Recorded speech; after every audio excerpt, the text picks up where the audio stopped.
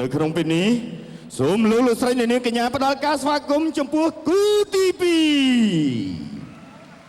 ខ្ញុំបានសូមជម្រាបផងដែរថាការប្រដាល់នៅក្នុងគូទី2នេះក៏គឺជាកីឡាករប្រជាជាតិកម្ពុជាជាមួយនឹងប្រជាជាតិកម្ពុជាផ្ដោតបដូរបច្ចេកទេសក្បាច់គុនខ្មែររវាងគ្នានឹងគ្នាដោយនៅក្នុងពេលនេះខ្ញុំបានសូមណែនាំនៅសមាជិកភាពរបស់បង្គោលក្រហមស្លៀកខោពណ៌ក្រហមឆ្នូតសអាយុ24ឆ្នាំកម្ពស់ 1.68 ទម្ងន់ 72.8 គីឡូក្រាម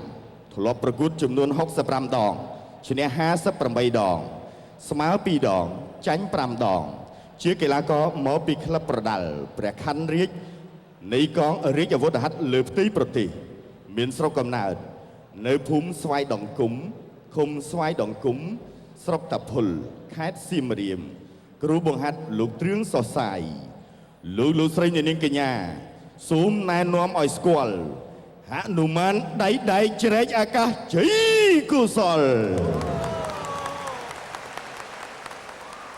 Your Excellencies, ladies and gentlemen, you've been waiting years for this fight. The second fight of the night, refereed by Chom Chari, in the red corner, wearing the red trunks with white panels. 24 years old, 168 centimeters tall, and weighing in at 72.8 kilograms, with a record of 71 fights, with 3 draws, 8 losses, and 60 wins. Trained by Trung Sosai at the Royal Gendarmerie Boxing Club from Tapol, Siem Reap Province, Cambodia, Che Hanuman Kosal. ចំណែកឯបង្គោលខៀវស្លៀកខោពណ៌ខៀវឆ្នូតសអាយុ26ឆ្នាំកម្ពស់ 1.70 ទម្ងន់ 72.8 គីឡូក្រាមដូចគ្នាធ្លាប់ប្រកួតចំនួន97ដងឈ្នះ84ដងស្មើ5ដងចាញ់8ដងជាកីឡាករមកពីសមាគមកីឡាប្រដាល់ក្រសួងការពារជាតិស្រុកកំណើតនៅភូមិរំដួលឃុំជ្រុំពពែស្រុកទួលសាឡាខេត្តស្វាយរៀង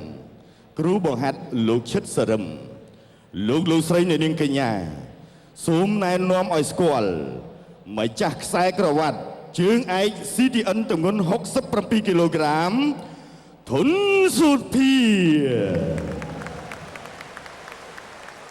In the blue corner, wearing the blue trunks with white panels, 26 years old, 170 centimeters tall, and weighing in at 72.7 kilograms, with a record of 96 fights, with 2 draws, 3 losses, and 91 victories. Trained by Chitsarim at the Ministry of Defence Boxing Association from Tulsala, Svay Rieng Province, Cambodia. Ladies and gentlemen, in his final appearance in the ring, please welcome the 2006 CTN champion, Tun Sopia.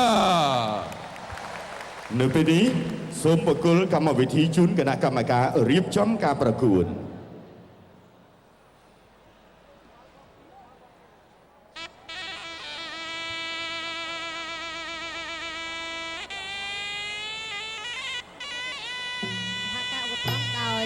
ស្រាផែនដីរសជាតិមានន័យជ្រៅស្រាផែនដីផ្សំពីយិនសិនសម្រាប់ពើកម្លាំងពើឈាមជាពិសេសពើសុខភាពប្រចាំថ្ងៃ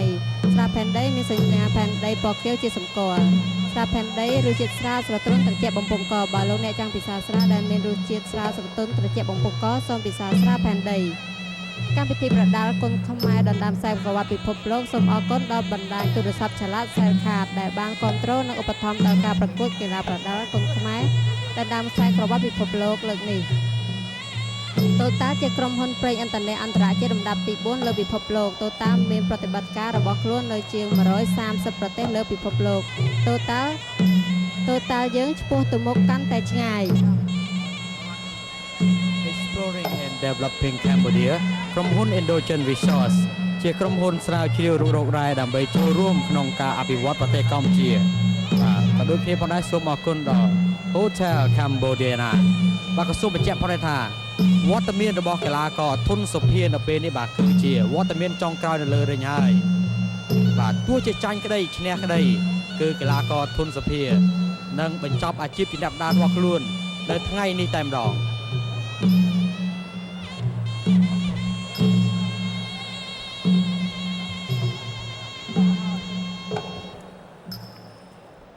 បាទពេលនេះលោកឆោមឆារីដែលជាអាជ្ញាកណ្ដាលកំពុងតែប្រាប់លក្ខន្តិកៈដល់កីឡាករមុននឹងធ្វើការប្រកួត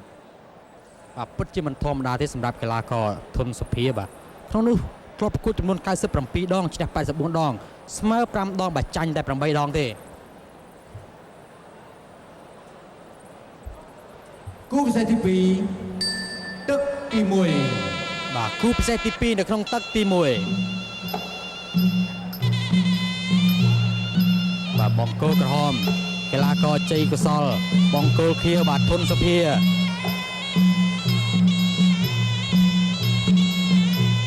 បាទមួយដៃរបស់ធុនសុភានិយាយទៅបាទកីឡាករធុនសុភាគឺអស់គូប្រកួតហើយបាទគឺគ្មានអ្នកណាហ៊ានប្រកួតជាមួយនឹងកីឡាករសុភាឡើយបាទហើយនេះក៏ជាវត្តមានចុងក្រោយនៅលើសង្វៀនប្រកួតសម្រាប់កីឡាកររូបនេះដែរ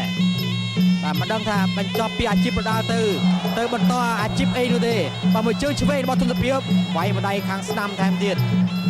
បាទយ៉ាងណាក៏ជ័យកសលនេះមិនមែនធម្មតាដែរសម្រាប់ធុនសុភា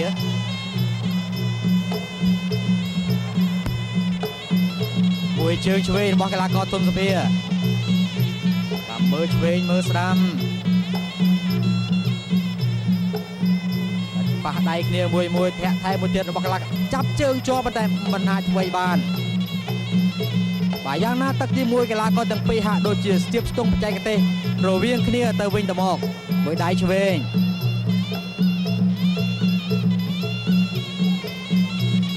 មួយជើងស្ដាំរបស់កីឡាករជ័យកសល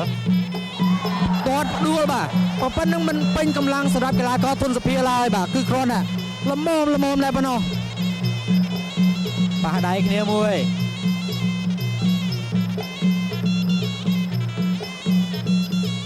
ញាក់តាមភ្លេងឆ្វេងស្ដាំមួយជើងស្ដាំរបស់កីឡាករធុនសុភា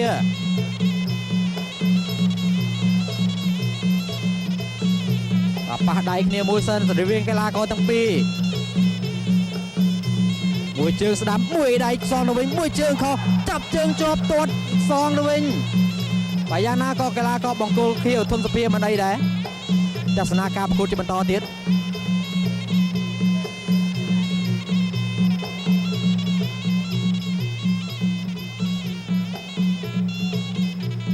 ធាក់មួយរបស់កីឡាករបង្គោលខៀវមួយជើងឆ្វេងថែម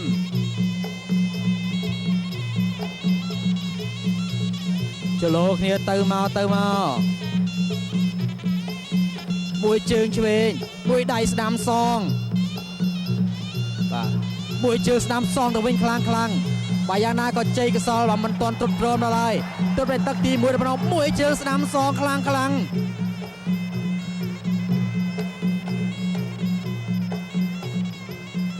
បាទចលោគ្នាទៅវិញទៅមកមួយជើងស្ដាំរបស់ធុនសុភាមិនអីទេកសលដើរចូលមកបន្តិចម្ដងខណៈដែលធុនសុភាបាទពេលនេះកំពុងតែជាប់នឹងខ្សែរិញមើលឆ្វេងមើលស្ដាំដើម្បីធ្វើការវិសម្រោះចេញចាប់ជើងជាប់ប៉ុន្តែរបូតចេញទៅវិញហើយចាប់ទឹកទី1បាទមួយជើងទៅមួយជើងមកបាទធុនសុភាញាច់នឹងខ្សែរិញដែរប៉ុន្តែកំពុងតែរកកលវិធីធ្វើយ៉ាងណាដើម្បីវាយរំដោះខ្លួនចេញឲ្យបានវិញមួយដៃខាងឆ្វេងរបស់កីឡាករជ័យកសលបាទចលោថែមទៀតប៉ុន្តែធុនសុភានៅមើលមុខជ័យកសលនៅឡើយទេបាទជ័យកសលចលោឆ្វេងស្ដាំមួយជើងរបស់ជ័យកសលមួយជើងឆ្វេងសងរបស់កីឡាករធុនសុភា